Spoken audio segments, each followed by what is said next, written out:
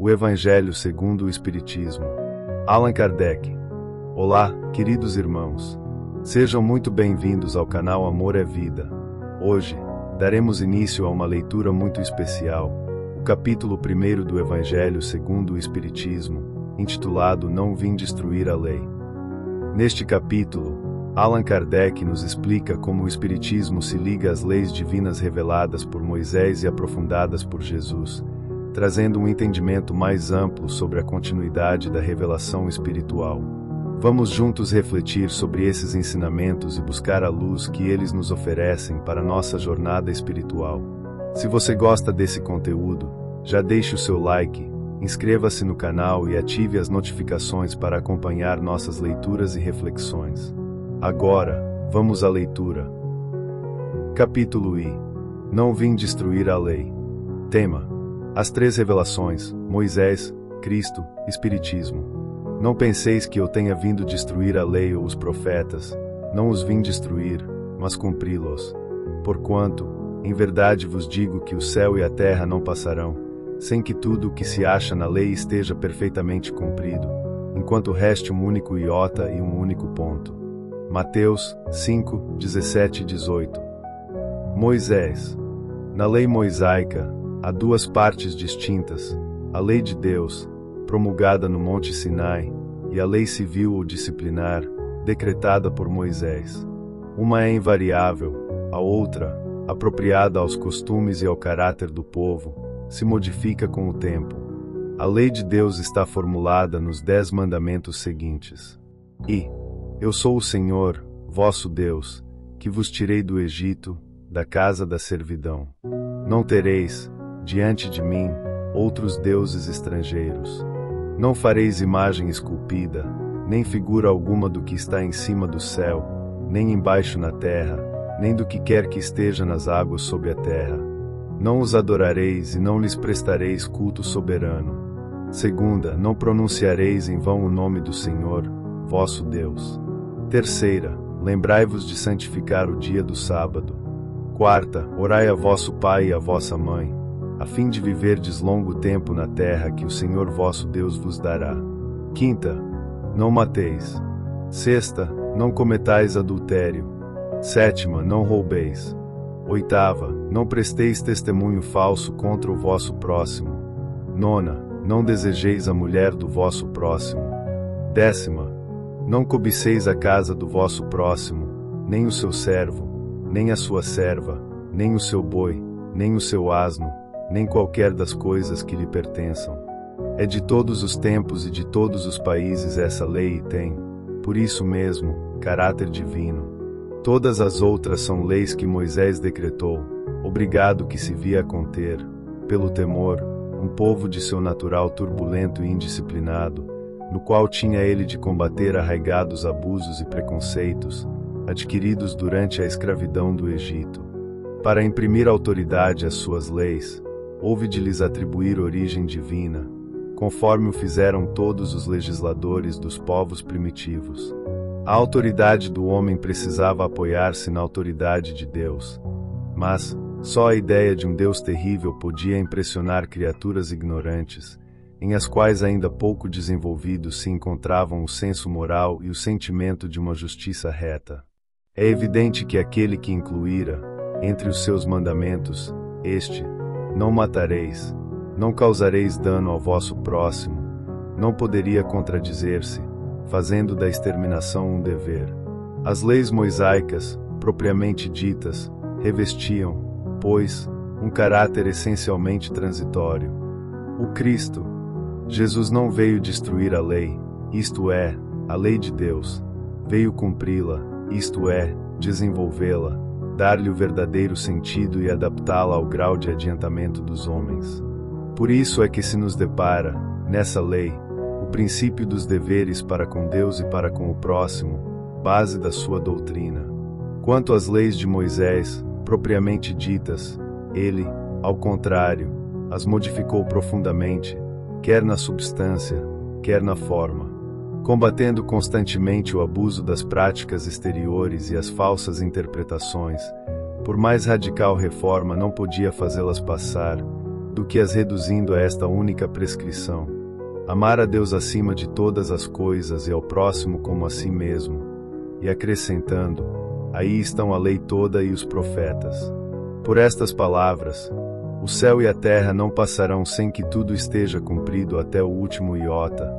Quis dizer Jesus ser necessário que a lei de Deus tivesse cumprimento integral, isto é, fosse praticada na terra inteira, em toda a sua pureza, com todas as suas ampliações e consequências.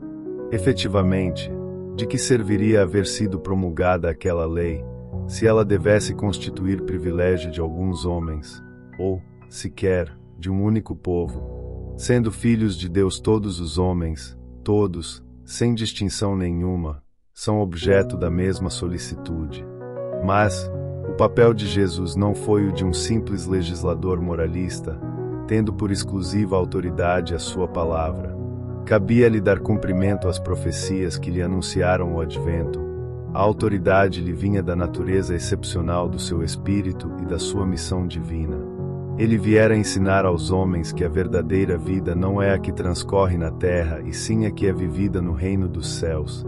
Viera ensinar-lhes o caminho que a esse reino conduz, os meios de eles se reconciliarem com Deus e de pressentirem esses meios na marcha das coisas por vir, para a realização dos destinos humanos. Entretanto, não disse tudo, limitando-se, respeito a muitos pontos, a lançar o germen de verdades que, segundo ele próprio declarou, ainda não podiam ser compreendidas. Falou de tudo, mas em termos mais ou menos implícitos. Para ser apreendido o sentido oculto de algumas palavras suas, Mister se fazia que novas ideias e novos conhecimentos lhes trouxessem a chave indispensável, ideias que, porém, não podiam surgir antes que o espírito humano houvesse alcançado um certo grau de madureza. A ciência tinha de contribuir poderosamente para a eclosão e o desenvolvimento de tais ideias. Importava, pois, dar à ciência tempo para progredir. O Espiritismo é a ciência nova que vem revelar aos homens, por meio de provas irrecusáveis, a existência e a natureza do mundo espiritual e as suas relações com o mundo corpóreo.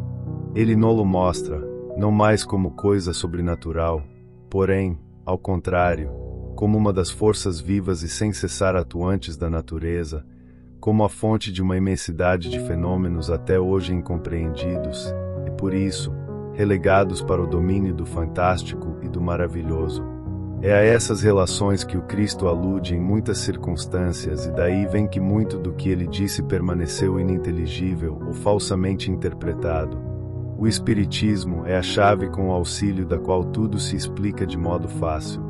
A lei do Antigo Testamento teve em Moisés a sua personificação, a do Novo Testamento tem-na no Cristo. O Espiritismo é a terceira revelação da lei de Deus, mas não tem a personificá-la nenhuma individualidade, porque é fruto do ensino dado, não por um homem, sim pelos Espíritos, que são as vozes do céu, em todos os pontos da terra, com o concurso de uma multidão inumerável de intermediários.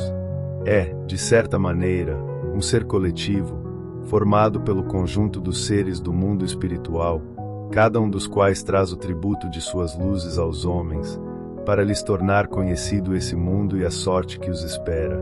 Assim como o Cristo disse: não vim destruir a lei, porém cumpri-la, também o Espiritismo diz: não venho destruir a lei cristã, mas dar-lhe execução. Nada ensina em contrário ao que ensinou o Cristo, mas desenvolve, completa e explica, em termos claros e para toda a gente, o que foi dito apenas sob forma alegórica. Vem cumprir, nos tempos preditos, o que o Cristo anunciou e preparar a realização das coisas futuras. Ele é, pois, obra do Cristo, que preside, conforme igualmente o anunciou, a regeneração que se opera e prepara o reino de Deus na terra.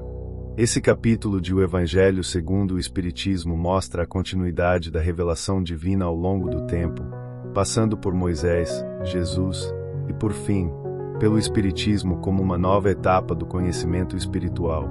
No início, é feita uma distinção entre as duas partes da lei mosaica, a lei de Deus, expressa nos 10 mandamentos, que é imutável e universal, e a lei civil e disciplinar, que foi criada por Moisés para governar um povo rude e indisciplinado, sendo, portanto, transitória.